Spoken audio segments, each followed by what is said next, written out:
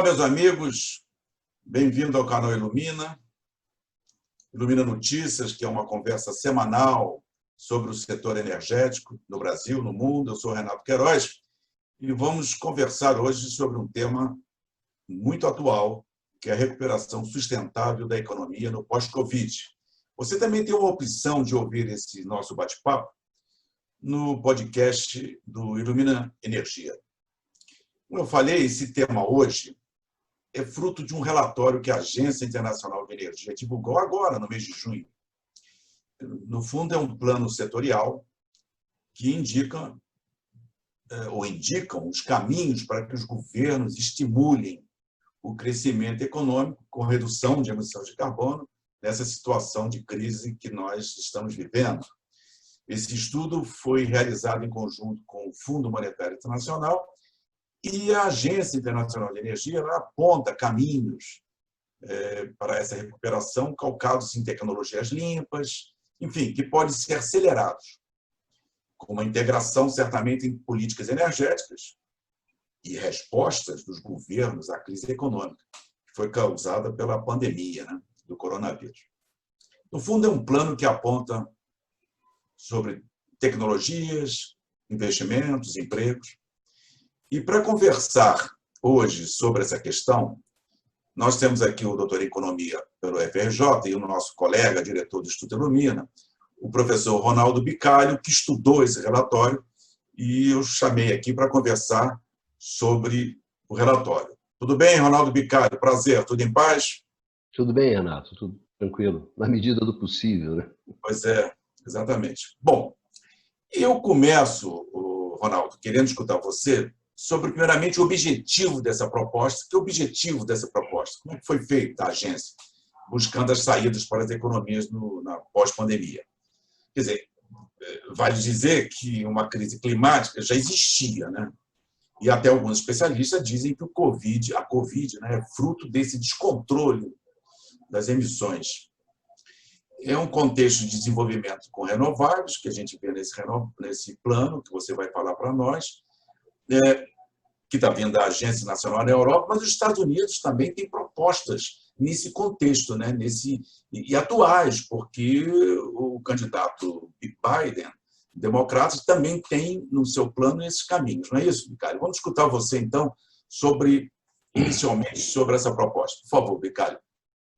Bom, obrigado, Renato, pelo convite de estar aqui com o pessoal que acompanha o canal do Instituto de Ilumina, conversando sobre esses temas que são temas fundamentais para o setor elétrico no mundo e também aqui no Brasil. Eu acho, além do mais, tem outro fator, Renato, importante lembrar, é que recentemente, nas últimas semanas, você teve um documento assinado por vários ex-ministros da Fazenda do Brasil, defendendo exatamente um pacto verde, alguma coisa nessa direção. Então, seria interessante entender um pouco o que é esse chamado Pacto Verde, que eu acho que o documento da Agência Internacional de Energia é um determinado ponto desse pacto. Renatinho, eu tenho aqui algumas transparências, alguns slides, que eu acho que poderiam ajudar ao pessoal que está nos acompanhando, entender um pouco essa nossa discussão, Então, eu gostaria de compartilhar com vocês um pouco esses slides dessas apresentações, que eu acho que ajudam a entender esse momento que a gente está vivendo, Eu acho que, em primeiro lugar, o que a gente tem que entender é que, nesse exato momento, a gente tem uma combinação de crises, A questão ela parte da crise climática. A crise climática ela é uma crise que ela existe, ela é real, ela é concreta, ela já faz parte, ela está em evolução, Uma crise extremamente grave. E a questão fundamental que essa crise coloca é a necessidade que a gente tem, na verdade, de reduzir as emissões, De reduzir o aquecimento global. Para isso, a gente tem que reduzir as emissões. Para reduzir essas emissões, a gente tem que reduzir o uso dos combustíveis fósseis. Essa é a grande questão que a crise climática ela coloca para o setor de energia, né? Como é que a gente faz para garantir a segurança energética e, ao mesmo tempo, garantir a segurança ambiental? Por que isso é uma questão relevante? Essa questão é uma questão relevante porque os combustíveis fósseis são responsáveis por 80%, né, do consumo de energia no mundo, né? Na verdade, 80% dos recursos que a gente tem para satisfazer as necessidades energéticas do mundo hoje vem dos combustíveis fósseis. Então, quando a crise climática coloca, você precisa reduzir drasticamente o uso desses combustíveis, então você coloca um problema grave de segurança energética, né? Então, a partir da crise climática, você gera uma crise que é uma crise energética, né? E qual é a profundidade dessa crise energética? Depende da percepção que você tem da gravidade da crise climática. Quanto maior essa percepção da gravidade da crise climática, mais restrições você cria para o uso dos combustíveis fósseis. Portanto, você torna mais difícil a questão de atender à segurança energética. Então, a gente já tem essa crise climática ela já estava colocada. Essa crise climática ela já contratou uma crise energética, no médio e no longo prazo, que depende justamente dessa percepção, para se dizer se ela vai ser mais profunda ou menos profunda no curto prazo, mas ela vai ser profunda no médio e no longo prazo. E a isso você adicionou a questão da Covid, né? Que é uma crise econômica, né? Então, aí colocou a questão também da recuperação econômica, também da necessidade de gerar emprego, também da necessidade de gerar crescimento econômico. Então, eu diria que essa discussão, né? Essa discussão que está colocada hoje, ela é uma discussão, desculpe, que, na verdade, você tem uma combinação de agendas, né? Você tem uma agenda climática que exige a redução das emissões. Você tem uma agenda energética que você precisa acelerar a transição energética. E, por outro lado, você tem uma agenda econômica que necessita gerar emprego, gerar crescimento econômico. Então, eu diria que o que a gente chama de Green New Deal, né, que tem várias versões, na verdade, é essa recuperação econômica baseada na aceleração da transição energética. É a combinação dessas três agendas, né? Não é uma combinação simples, não é uma combinação fácil. São desafios bastante elevados, mas, na verdade, é essa a ideia, né? Isso faz parte da proposta hoje do Partido Democrata, né?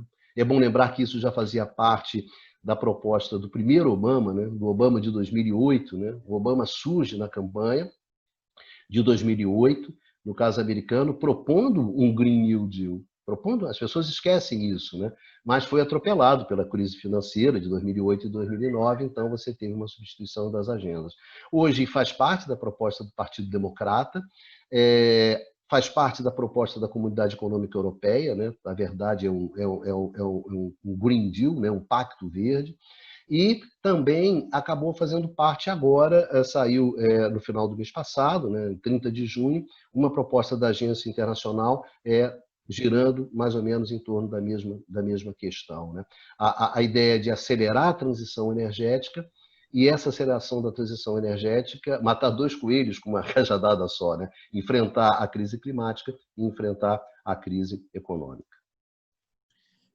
Agora, eu queria que você falasse, então, também como essas economias foram impactadas com a crise da Covid-19, né? Em termos de impacto, inclusive está nesse documento, né, da Agência Internacional de Energia, né, que chama-se Recuperação Sustentável, né?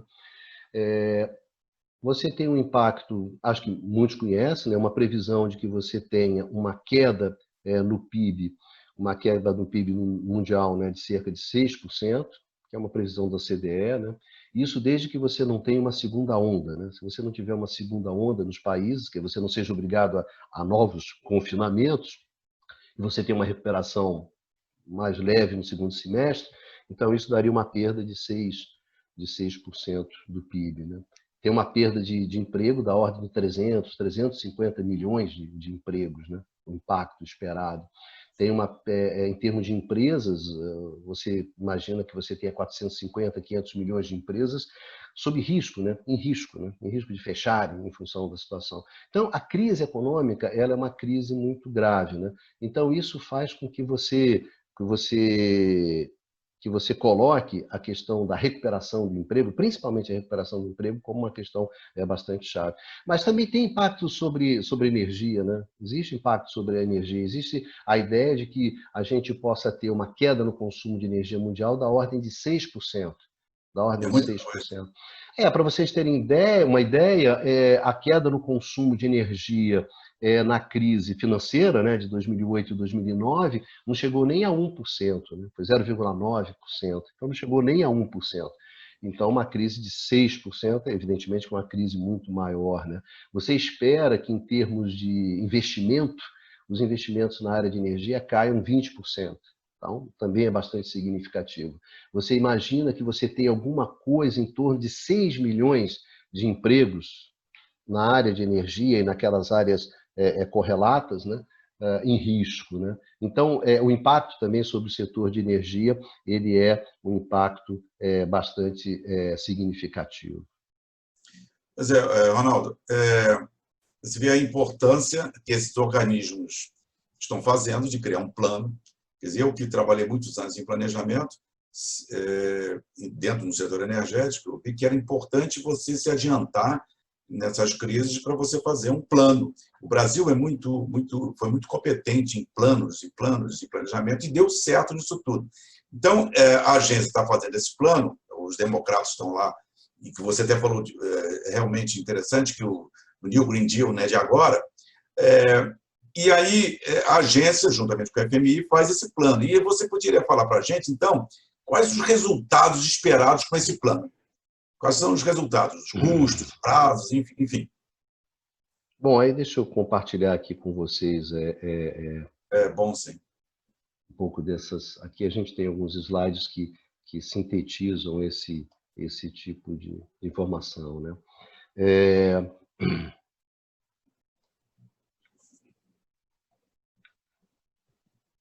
Aquele famoso correr, né? Os slides, né? Mas, olha só, em termos de resultados esperados, né? Quais são esses resultados esperados?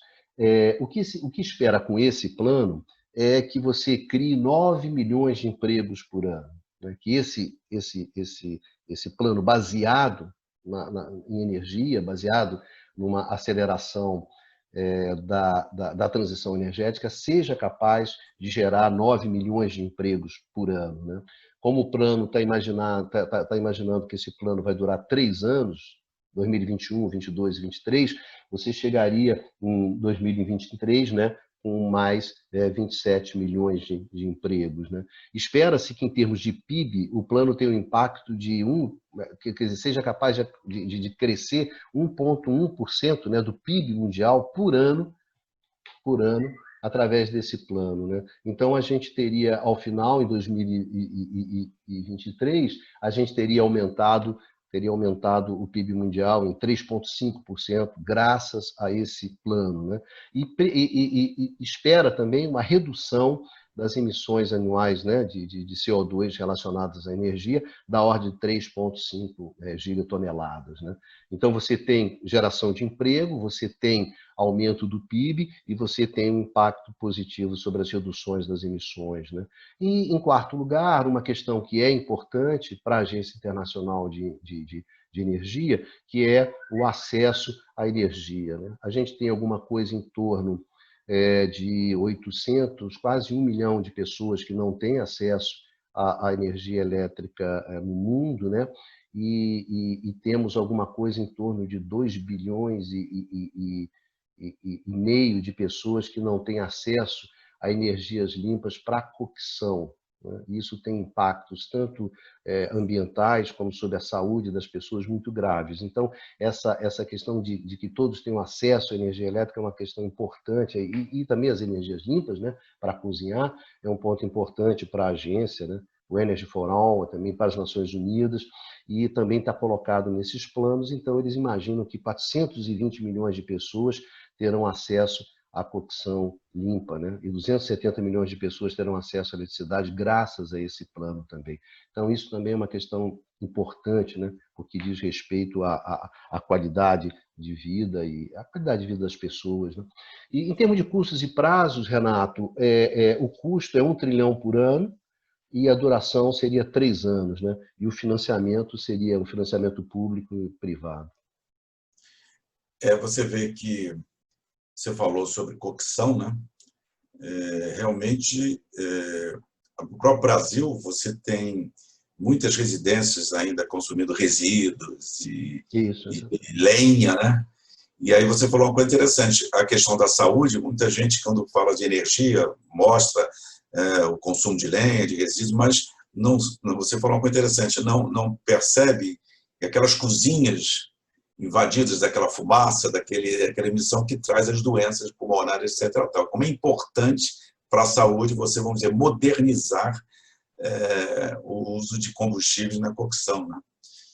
A ordem de pessoas que morrem por causa disso no mundo é da ordem de 1,5 milhão, 2 milhões de pessoas.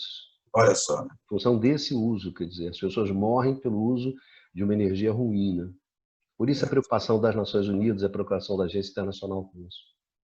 Pois é, aí você falou de custos, falou do prazo, dos 3 anos, do investimento, etc. E as medidas? O que a agência está propondo para eu chegar a esses resultados aí? Bom, vamos compartilhar aqui, né? Ver se... Eu não sou bom nessas coisas. Eu acho que compartilhar é bom, porque estou te dando um pouco de trabalho, que estou fazendo perguntas assim, mas se você tem organizado isso, para quem está nos ouvindo é muito melhor, quem está nos Tá vendo. certo. Olha só, aqui a gente tem uma lista, né, das medidas. As medidas, elas se concentram em 3 áreas, né? Na eletricidade, transporte, edifícios, indústria, combustíveis e oportunidades estratégicas em inovação tecnológica, né? Então, são 6 áreas, né? Na parte de eletricidade, o que você tem? É a expansão e a modernização das redes, né? Que é um ponto fundamental para você aumentar a resiliência, né, do sistema energético, do sistema elétrico, e também para você incorporar melhor as energias renováveis. Depois você tem, em segundo lugar, acelerar o crescimento da energia eólica e da energia solar fotovoltaica, né? Manter o papel da energia hidrelétrica e nuclear, porque elas não emitem, né? Tem essa vantagem de ter um impacto positivo sobre a emissão, e gerenciar a energia de gás e carvão, né? A energia de gás e carvão, como tanto gás como carvão são emissores de CO2, né? Você toma muito cuidado como é que você expande, como é que você usa essas 2 fontes de energia, né? Nesse plano, tanto gás como carvão não são os protagonistas, né? Não só porque não são grandes geradores de emprego, mas também porque tem esse problema da descarbonização, né? Então, tanto o gás e o carvão, é importante salientar isso, que a Agência Internacional de Energia, ela chama atenção. Eles são importantes hoje no sentido de dar flexibilidade ao setor, no sentido de dar despachabilidade, né? Uma série de coisas que são importantes, mas você tem que tomar muito cuidado, né? Com carvão, por razões óbvias, que é um grande emissor, mas no gás também, né? A Agência Internacional de Energia chama atenção para isso, né? Se você começa a colocar muito gás, você corre o risco de você ficar encaixotado nessas emissões desses investimentos que você está fazendo. Então, o tema do gás hoje é um tema bastante sensível, né? Você tem que saber muito bem onde é que você usa, como você usa e como é que esse vai ser esse uso ao longo do tempo, né? Porque se o seu objetivo principal é a descarbonização, você tem que chamar atenção para isso. Em termos de transporte são os veículos novos, né? Por que os veículos novos? Porque quando você troca a frota, o carro novo, ele é um carro mais eficiente.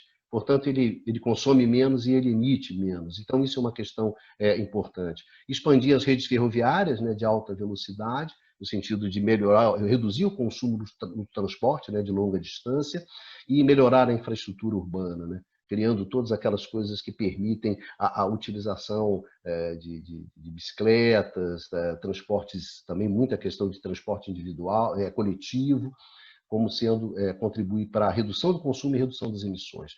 Agora, edifícios, na verdade, é o grande protagonista desse plano, e a gente vai ver por quê, né? Porque ele gera muito emprego, né? Na verdade, os edifícios é você adaptar os edifícios existentes, né?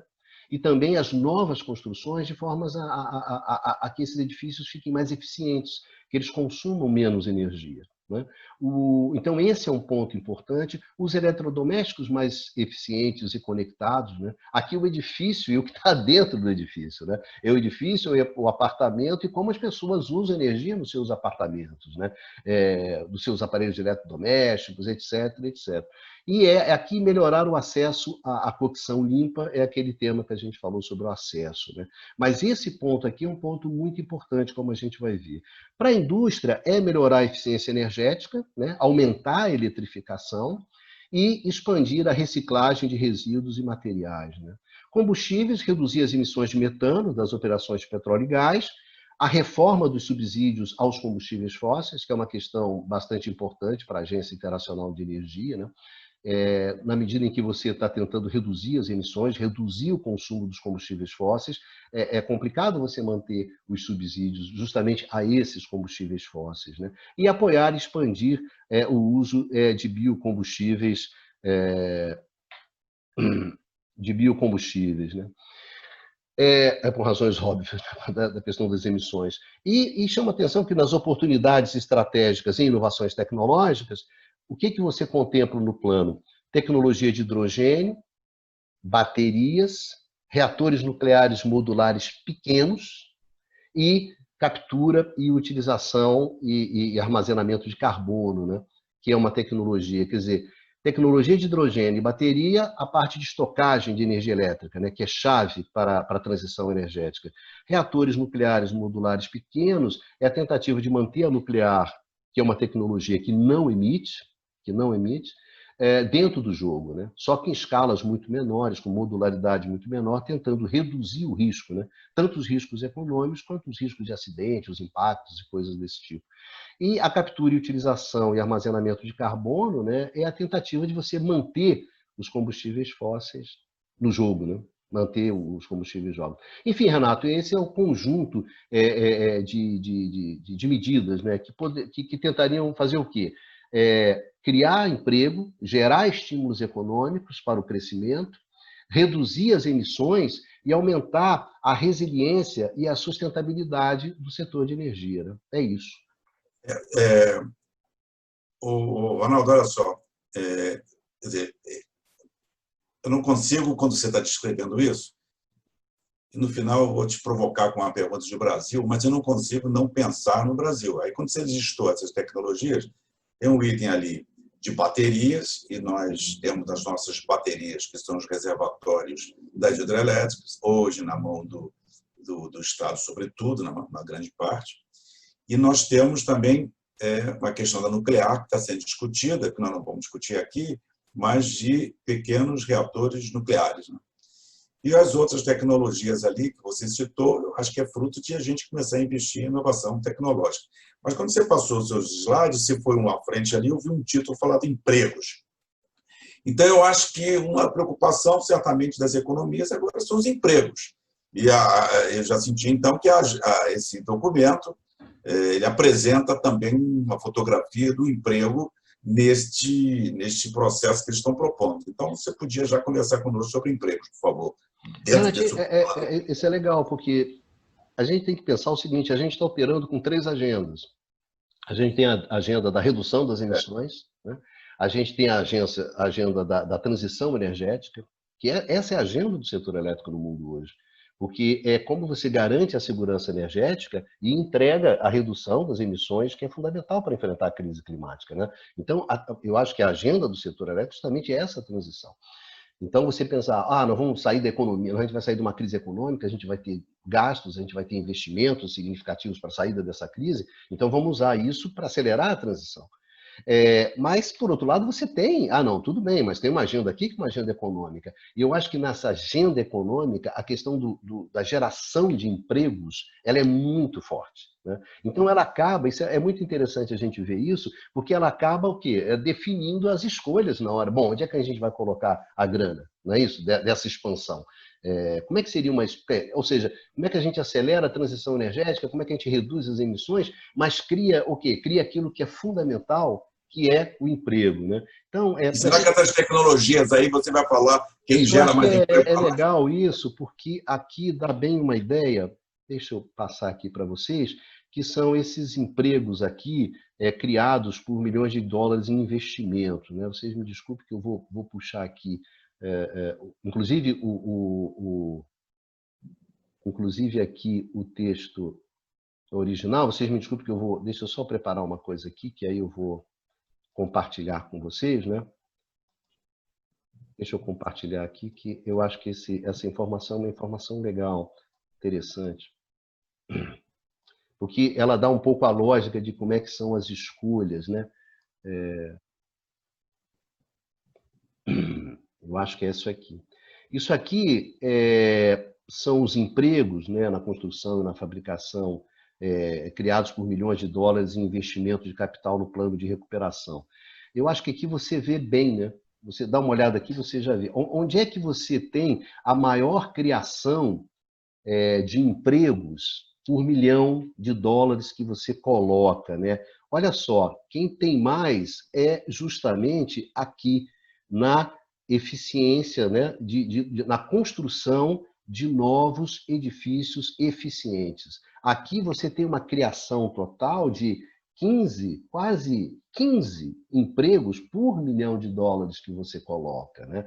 Então, esse conjunto aqui, que vai ser o conjunto que vai ser priorizado, é justamente aquele conjunto que cria mais empregos, né? Eficiência na indústria, eficiência na construção de novos edifícios, né? Esse retrofit eficiente, né? Que é você pegar um edifício antigo, fazer um retrofit de norma que ele passe a ficar eficiente, né? Olha só, infraestrutura de transportes urbanos, né? Fortalecendo a questão do transporte individual. Então, aqui você tem bastante promissor, né? Você consegue reduzir as emissões, você consegue melhorar a transição energética e, ao mesmo tempo, entrega, né, muito emprego. Quando a gente pensa no setor energético per si, né, olha só, isso aqui que é o maior cara, é solar, né? Solar é um grande gerador de empregos, né? Na parte, então, tanto na parte da fabricação de equipamentos, né, como na instalação, né, desses equipamentos. Então, o solar na verdade, no setor de energia, bastante protagonista, ele gera bastante emprego. Então, então olha só, estou preocupado com emissões, estou preocupado com transição energética e estou preocupado em emprego. Bom, a rainha da festa é o solar, né? O solar é o cara. É ali que você tem que botar grana, porque é ali que você vai ter um impacto de emprego bastante significativo. E o que é interessante é que depois de solar é a questão das redes, né? A expansão e a modernização das redes. E essa expansão e modernização das redes, ela é fundamental se a gente está pensando naquele objetivo de aumentar a resiliência e a sustentabilidade das redes, né? Do abastecimento de energia. Também gera bastante empregos, né? É claro que quando você vai, por exemplo, a construção, né, o novo nuclear, né? Ou você construir uma hidrelétrica, você vê que a geração de emprego aí é muito menor, não é isso? Muito menor. Agora, observe que eólica não é um grande gerador, tá certo? Ele está quase aqui no mesmo patamar de uma hidráulica, né? Solar, sim, é um grande gerador. O eólica, não, né? Então, aqui a gente vai ver que, na verdade, o plano ele vai nessa direção, entendeu, Renatinho? Tanto é que, deixa eu ver aqui, que você, deixa eu ajudar isso aqui, quando você pensa depois em termos de resultados, deixa eu passar para cá, desculpe. Quando a gente passa aqui para termo emprego por milhões de dólares, né, investimento de capital, aqui, quando a gente pensa em empregos criados por $1 milhão gastos, né? Aí a gente observa que aqui, gente, isso aqui é reciclagem, né? Reciclagem é uma das coisas que geram bastante empregos e ajuda na questão das emissões também, porque, né, você recicla, então você não gasta mais combustível, não emite CO2 para produzir aquilo, né, alumínio, etc., aquilo que todo mundo conhece. Mas o que eu gostaria de mostrar para vocês é isso aqui. Como é que isso faz com que, na hora que você fala assim, então eu tenho plano, eu vou botar, já que eu sei disso, que esses são os caras que geram bastante emprego, né? Onde é que eu vou colocar a grana, então? Então, você vê por aqui, ó. Onde é que você vai colocar a grana? Você vai colocar a grana, o plano vai colocar, por exemplo, daqueles 1 trilhão, agora você vê, 180 bilhões de dólares vão ser colocados aonde? Vão ser colocados no solar e no fotovoltaico. Tá certo? No solar fotovoltaico. Aqui onde, então você vê, o plano está focalizando nisso. Por que ele está focalizando nisso? Ele está focalizando nisso porque ele está interessado em emprego, né? Depois, olha só, rede, tá certo? Rede. Depois, eficientização, né? de construção, de edifícios, né?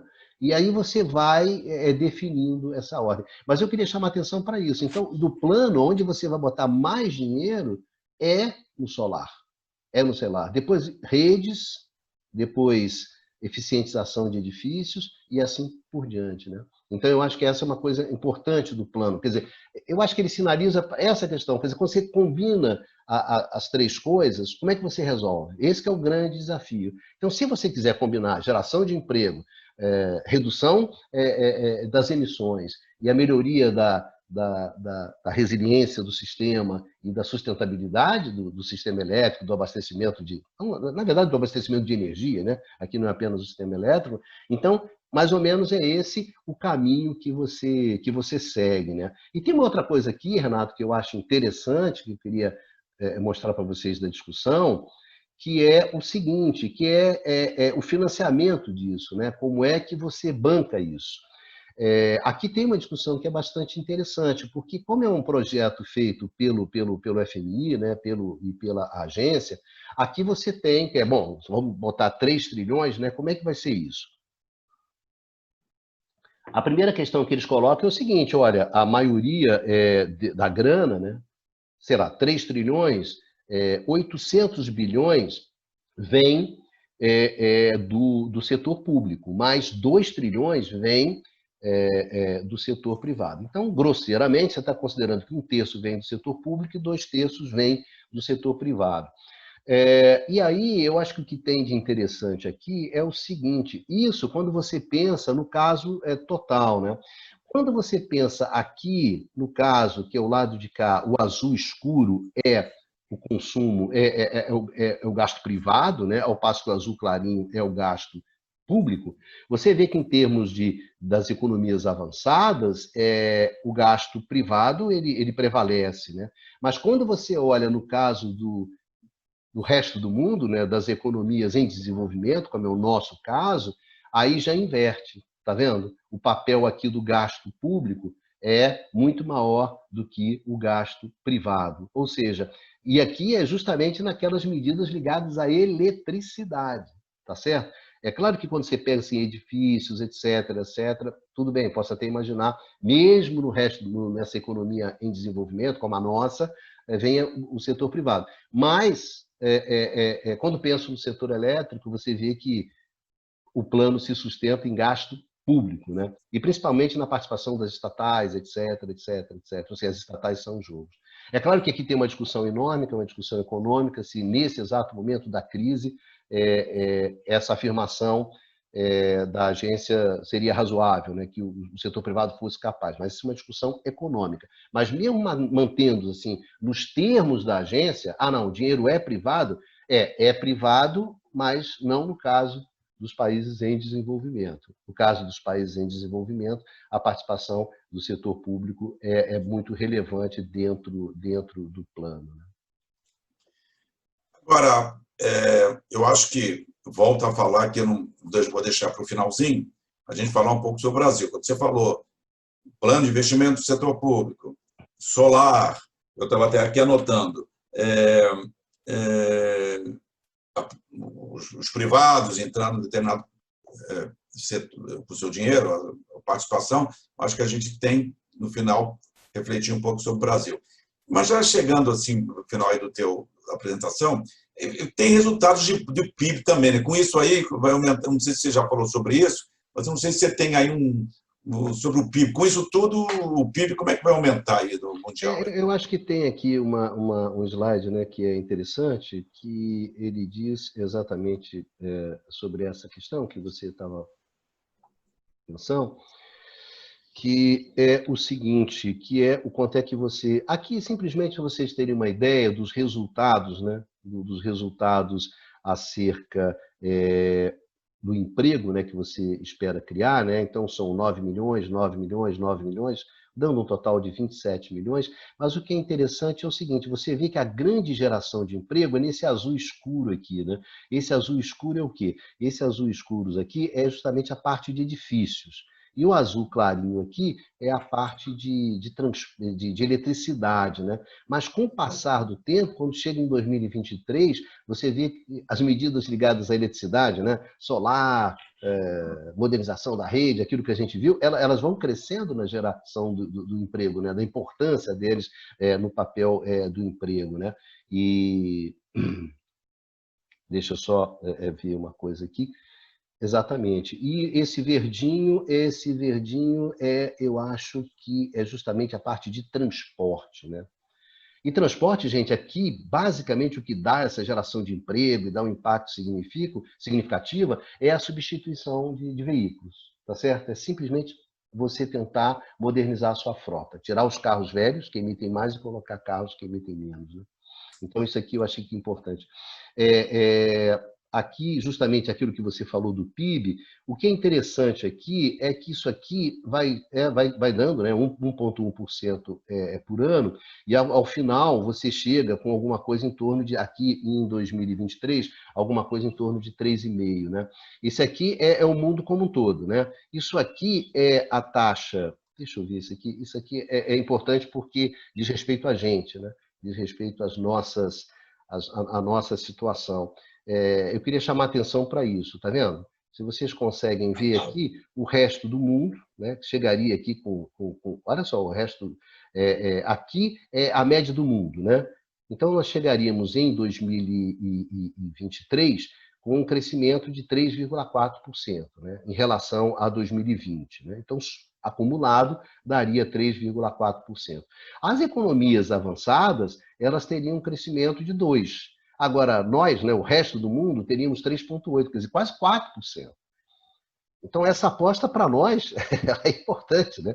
Porque ela daria um crescimento de PIB em relação a 2020 de quase 4% para as economias emergentes, né? Menor no sentido, até porque é bastante razoável, né? Porque esses planos de transição energética, de implementação da transição energética, no caso europeu, no caso americano, já são planos que estão adiantados, né? Eles estão seguindo, ao passo que no nosso caso, esses planos são menores. Então, nesse sentido, daria, quer dizer, a escolha por uma saída verde, pelo menos para o mundo, daria 3,5%, né? Mas para nós, os emergentes, daria alguma coisa em torno de 4%. Né? Não é pouca coisa num momento tão difícil como esse momento que a gente está vivendo. Pois é, Ronaldo, a gente vai... Estamos caminhando para o final aqui, mas aí vamos falar um pouco do Brasil. Eu até anotei aqui algumas coisas que você falou. Então, a gente vê o seguinte: o solar e eficiência energética têm um papel preponderante em empregos, etc, etc. Muito bem. Aí eu começo a me lembrar. Eletrobras, já a Chesf está colocando painéis solares flutuantes no seu reservatório. Som importante da Eletrobras estatal, utilizando essa tecnologia solar que você falou aí do plano cria empregos.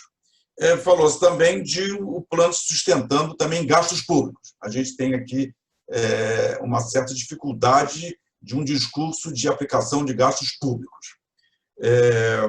Até dos economistas mais liberais, que combatem um pouco o liberalismo desse governo, mas também contestam um pouco esse aumento de gastos públicos. Então, Falou-se aí a pujança dos privados, quer dizer, os privados aplicando. E a pujança do capital privado tem dificuldades.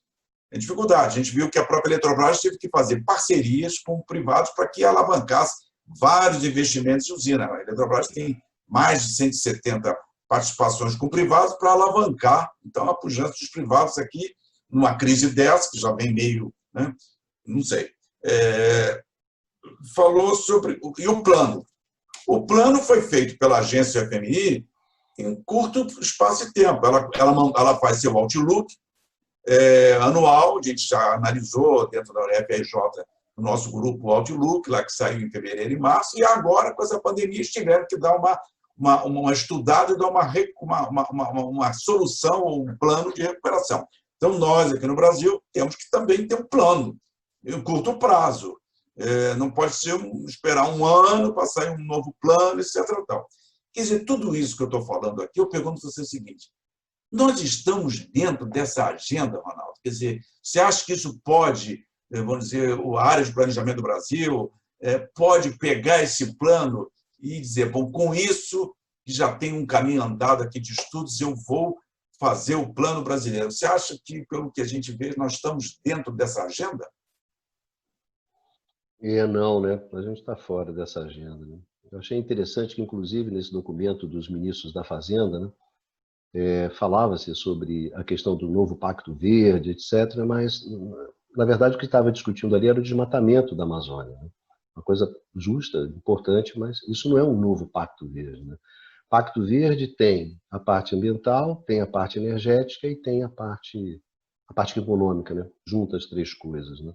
Então, eu acho que essa é uma discussão que, por exemplo, você já vinha desenrolando na Europa, né? A Europa tem um plano, né, que é um Pacto Verde, né? No caso deles, é o Green Deal, né? Não é nem o New Green Deal, é simplesmente o Green Deal. Se você entra na página de energia da Comunidade Econômica Europeia, então você vai ver lá uma série de documentos. Inclusive, a proposta de se aplicar agora, né? Justamente agora, a partir da Covid, e a Clarice até falou sobre isso, né? Algo em torno de 700 bilhões de euros num plano como esse. E no caso americano também, principalmente quando você olha os estados, né? A gente sempre tem que olhar os Estados Unidos em termos de política energética, a diversidade das políticas energéticas de cada estado americano também era um processo que já vinha avançando. Então, no caso europeu, no caso americano, no nosso caso, eu diria que a gente está numa agenda particular nossa. A agenda brasileira hoje, ela não tem nada a ver com transição. A agenda brasileira hoje é a agenda dos anos 90, né? É uma agenda que diz respeito à introdução da competição, da concorrência, ampliação do mercado livre, privatização. Essa é a agenda brasileira. E, inclusive, é que essa agenda, e o que a gente assiste, né, nas lives do setor, né, é que essa agenda, os agentes acham, e também o governo acha, que o Covid não tem a menor importância na mudança dessa agenda. Então, todo mundo está... A única coisa que teve foi a conta Covid, né? Só a conta Covid, aquela discussão dos atualmente 14 milhões, né, que o consumidor vai pagar, é a única coisa que você tem relativa ao Covid. Mas a ideia é o seguinte: nós tínhamos uma agenda, teve o Covid, nós vamos retomar rapidamente a discussão sobre a modernização, né? Então, o que nós temos é uma proposta de modernização extemporânea, né? Uma proposta lá de 30, 40 anos atrás, a agenda que a gente tem. Acho que aqui não é a gente faz outros programas, né, para conversar isso.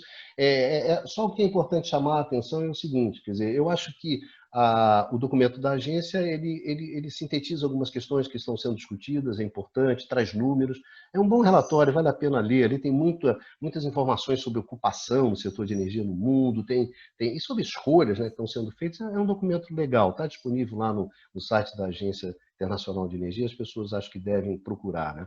Então, eu acho que é isso que o mundo está discutindo. O mundo está discutindo transição energética, o mundo está discutindo geração de emprego, o mundo está discutindo crescimento econômico, redução das emissões, uma série de coisas, né? E há várias maneiras de discutir isso, né? Há várias maneiras, vários enfoques, abordagens. O que nós estamos discutindo? Nesse exato momento, a gente está discutindo a privatização da Eletrobras. É isso. Então, dá uma ideia de por onde a gente anda. E só para terminar, eu queria lembrar isso, né?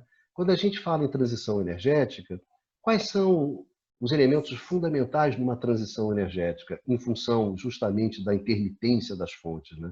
Ah, vento é bom, né? Mas o que a gente faz quando o vento para? O que eu faço? Esse é o grande desafio, né, da transição energética.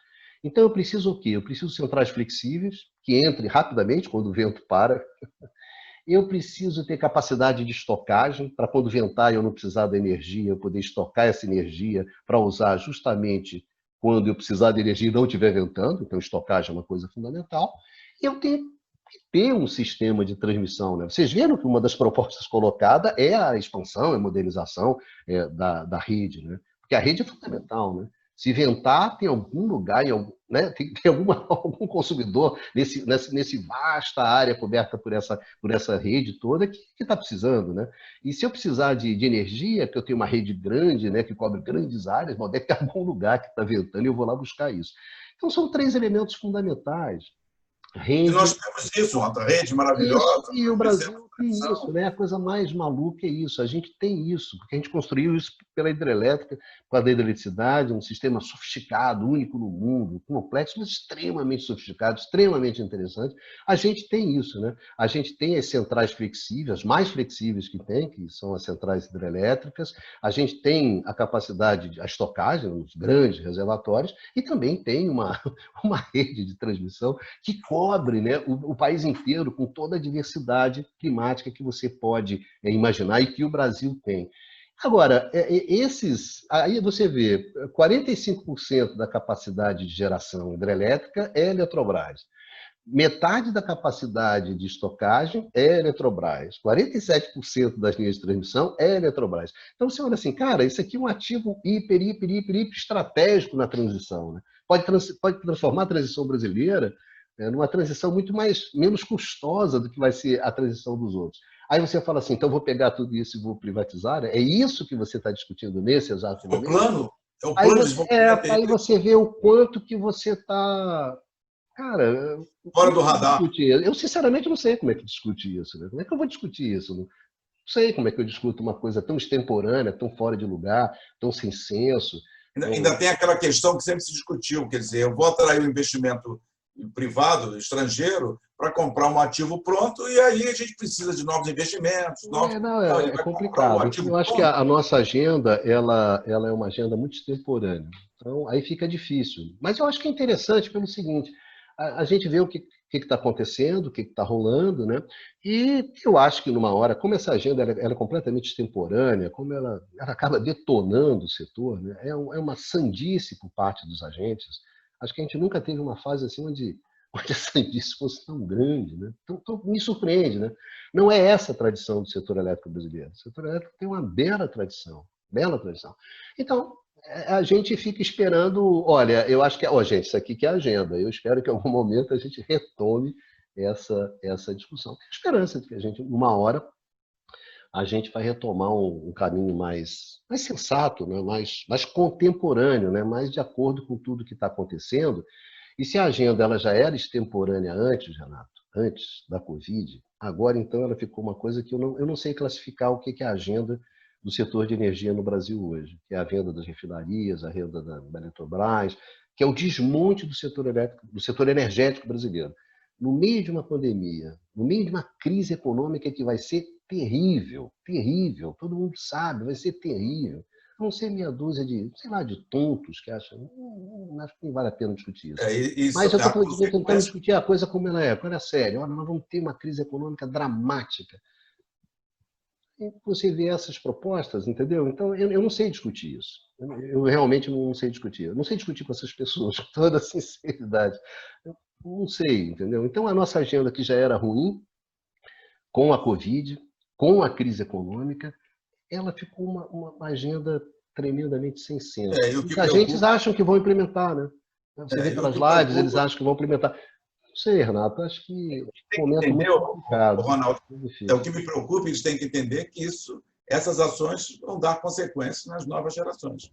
Quer dizer, essas ações de curto prazo, de compra e venda, algo assim meio de mercado financeiro, isso vai trazer consequências para as outras gerações. Nós passamos por crise no Brasil, do setor econômico, enfim, e saímos sempre com as estatais apoiando o governo os governos para dar uma alavancada. Então, mas, Ronaldo, mas eu acho que, como diz Renatinho, como diz um amigo meu, quer dizer, eu acho o seguinte, o que eu só gostaria de chamar a atenção com esse plano e com essa discussão sobre a extemporaneidade da nossa agenda. Né? O que a gente está discutindo não é futebol, né? Seria como assim, olha só, futebol no mundo é isso aqui hoje.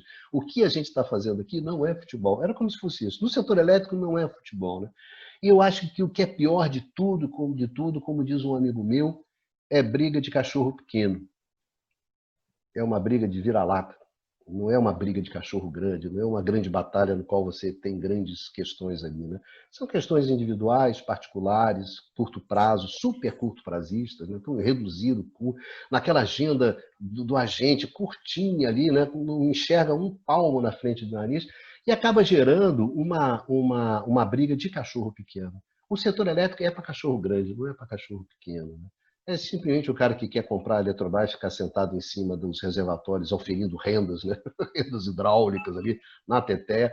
É comercializador que quer fazer arbitragem, Nossa, cara, os caras vão tentar construir uma bolha dentro do setor elétrico, junto com fundos, mercado financeiro, comercializador. Meu Deus, um desastre contratado assim para um setor como o nosso.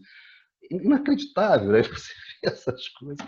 Desculpe, Renatinho, acho que a gente avançou demais, acabou alugando o pessoal. Não, foi ótimo, Ronaldo, obrigado. Acho que é para as pessoas refletirem. Esse plano é interessante, você já chamou a atenção, as pessoas lerem. Quem sabe as novas lives de economistas liberais vão olhar um pouquinho esse plano e vão ver, dar umas discussões mais profundas. Agradeço a participação de todos. E um abraço, Vicário. Até a próxima semana. Um grande abraço, Renato. Nossa saudade. Saudade de você e da Ana, que a gente vê pouco. Tchau, um beijão para você. Um abraço, tchau. Tudo de bom.